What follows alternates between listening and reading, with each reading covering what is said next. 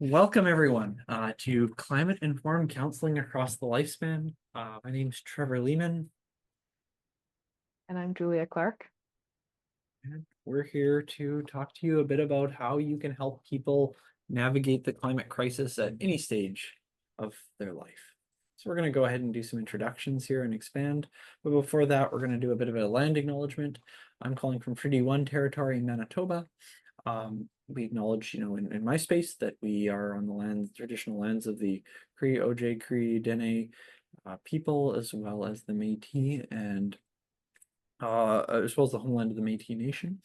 I recommend this website nativeland.ca to kind of find your own location and really think about, in the spirit of reconciliation, not just, what have we taken, what can we give back, but what does reconciliation and building a more equitable world really look like for you?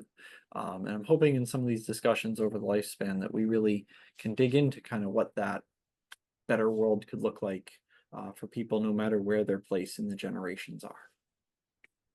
Right. And I'm calling in from Corner Brook, Newfoundland, which is unceded Mi'kmaq territory. Perfect. So my name is Trevor Lehmann again. I am a counselor and educator. I work a lot in career development, grief and loss, palliative kind of conversations, as well as climate psych and fears and around climate anxiety and grief. I broadly speaking tend to tell people I'm a life transitions guy. So I deal with helping people really shift their interests and their in terms of what they are going through, processing emotions, but also helping make decisions towards what could be a more equitable world. Pass it over to Julia. Again, I'm Julia Clarke. I'm a registered psychotherapist. I work in private practice based out of Ottawa.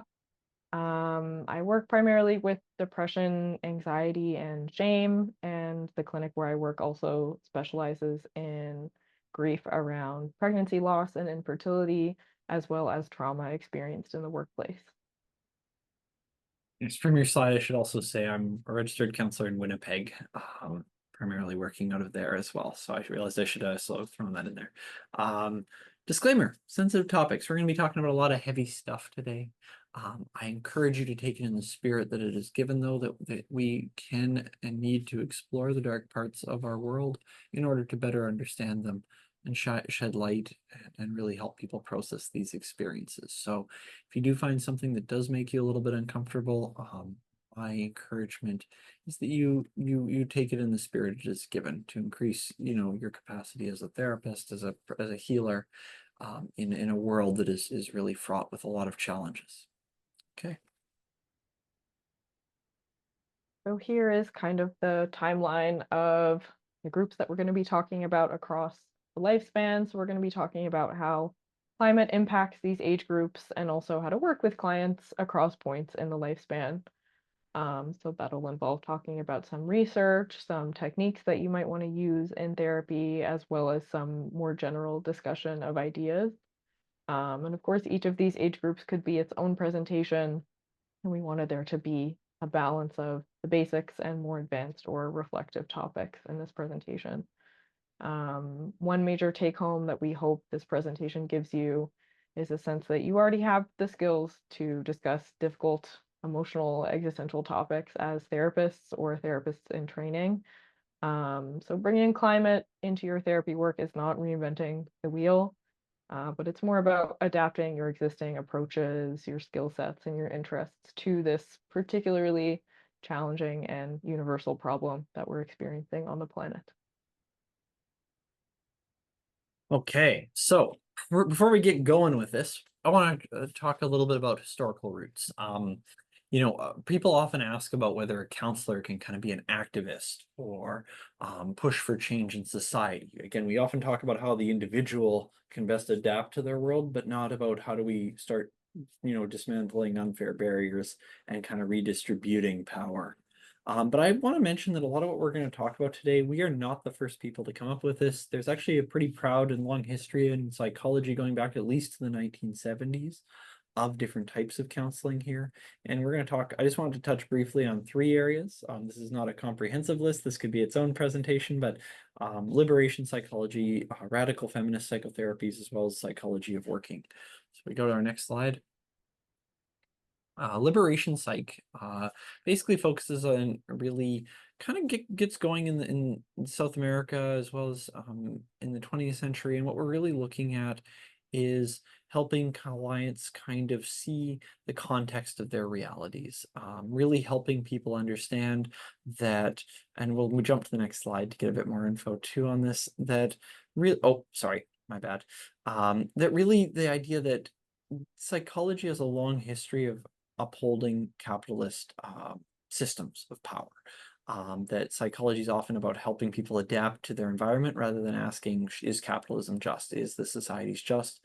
Are the individual narratives supplanted by these? So again, there is going to be this focus in liberation psych of helping address that intersectionality of people, as well as how they can, begin to recognize and work within or against the systems of oppression that are characterized often by systems of honestly things that similarly get us into the climate crisis, systems of capitalism that really focus on consolidating and stratifying inequality, and noticing that a lot of these mental health problems often can stem from systemic poverty, systemic foundations that really a lack of social safety nets.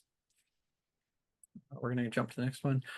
So feminist therapy, again, radical feminist therapists have really focused on consciousness raising, particularly in the 70s when they got going. They were really highlighting a lot of different issues around how individuals, women were being really suppressed by patriarchy, and how joining groups and taking activist stances to oppose it was critical beyond just, and of course, while still acknowledging that individuals need to create and make changes within themselves to function in the present state, also acknowledging that there was a role they had to play to critique, challenge, and change the societies they lived in. Go to the next one. And lastly, I want to mention psychology of working. A lot of psychology theories out there on career theory often kind of start with the presumption of, so you're middle class, right? And psychology of working really targets a lot more of what happens when you're not really having a lot of vocational choice. You know, you're working several minimum wage jobs, you have experiences of severe poverty, you have very little choice. How do we really acknowledge people and really start them with survival needs, then scaffold up? You know, and of course, acknowledging people have interests and values, but that also they exist within systems, and systems that don't necessarily um, have the best interests of the workers at heart, that often give power to employers, and acknowledging that those power structures exist. And we'll jump to the next slide, where, rather than focusing purely on how the individual can adapt, it's also about, acknowledging that people can join unions, that people can take action, collective action, in a variety of ways to kind of ensure that marginalized communities and are not systemically oppressed, and that while their individuals of course should strive to self-actualize and grow, that part of their responsibility and ultimately their work can be, working as a collective to redistribute those resources and power. So again, three different areas of psych, being quite comparably different areas that really acknowledge the need for systemic and societal change within our clients and within the larger system. Awesome. Keep going here. So I'm going to toss it over to Julia for children and youth. Yeah, so the first group that we're going to be talking about on our lifespan timeline is children and youth. Um, and Trevor, some commentary on the images on our screen. Digging the Terminator 2 reference. Yeah, so basically, if you're looking around at what the young people are posting, they're not doing very well. This is a really difficult thing that people are going through. They're seeing that the systems and the individuals who are supposed to be supporting them are not. They're feeling failed by that and feeling like, where is the future going and where is my place within that? So we have the memes and we have some research. There was a really comprehensive study done by Carolyn Hickman and some colleagues in 2021. and it surveyed 10,000 youth across 10 countries. Um, and 58% said government is betraying them or future generations. 64% said government is not doing enough to avoid climate catastrophe, and nearly half said that they felt ignored or dismissed when they spoke of the climate crisis. This was another study from Galway and Field from last year. This was done specifically with Canadian youth, with 1,000 youth aged 16 to 25. And here's just a snapshot of some of the emotions that these young people were feeling. For 60% feeling afraid, sad, anxious, still over 50% with helpless, powerless, angry. You can see there at the bottom a tie between optimistic and indifferent. So, there's complex emotions going on through this, but the overall picture is that young people are really scared and the uncertainty weighs on them. We also know that the kids are engaged, they're interested in acting towards change, and they are doing so. So here's some examples from the news, from young people in Toronto and in Ontario generally. We know from research that engaging in activism, regardless of the outcome of the activism, supports well-being and mental health related to emotions about climate change. This is true across age groups, but it's particularly important to see that with young people where that helplessness and despair can be really high. And Trevor's going to talk to us a little bit more about taking action in the following section on emerging adults. But just to talk a little bit more about kids for now, we know that kids and young people thinking about being impacted by climate change, and yet we might be unsure as therapists or people who just know young people. We might not be sure how to talk to them about it. And it's kind of like grief in that way, where we know that young people want to talk about climate change, and that they feel the hesitation of older adults in their lives to talk about it. Um, so a lot of this involves doing our own emotional work. It can feel really uncomfortable to broach these topics with young people or to know how to respond when they're brought up. So doing our own emotional work with that discomfort will help us respond more effectively and vulnerably to these tough questions like the ones on the slides here. So these are drawn from a resource from the Australian Psychological Society. If you Google APS, talking with children about the environment, you'll find this FAQ. And that document talks about these questions in more depth than what we can cover in this presentation. But this could be a resource for the young people that you see as clients or clients you have who are parents of young people. And of course, none of these questions have concrete, simple answers, but the resource provides some guidelines towards how to deal with that uncertainty, towards the not knowing, and some evidence-based information on what actions we can in fact take with the kids that we work with or that we know. And so just some examples from that resource on how to talk about climate change based on age group. So when talking to very young kids, they encourage you to focus on actions that you do to help the environment, sort of modeling that for them, share a love for the natural world with them, and engage with books and media that value the environment.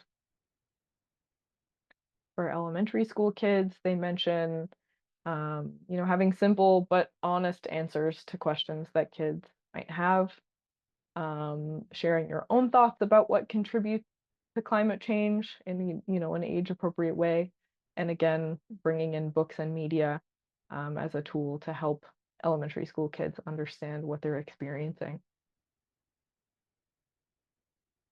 For older kids and teenagers, you might want to research together with them if they have concerns or there's things that they'd like to know more about, engaging in that process with them. Not being afraid to talk politics, in the teenage brain, they're starting to be critical of things and, maximize that, work with that with them and bring it into the conversation.